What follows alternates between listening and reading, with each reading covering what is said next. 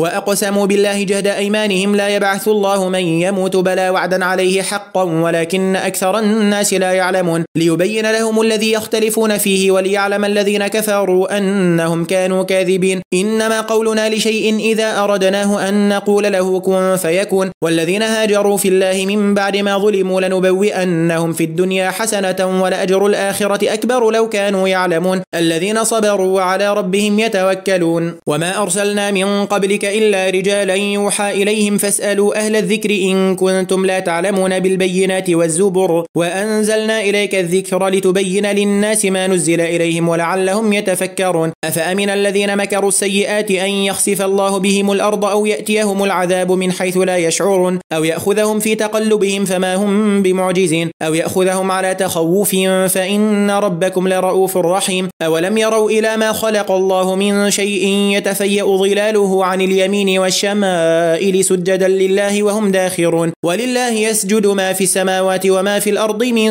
دابة والملائكة وهم لا يستكبرون يخافون ربهم من فوقهم ويفعلون ما يؤمرون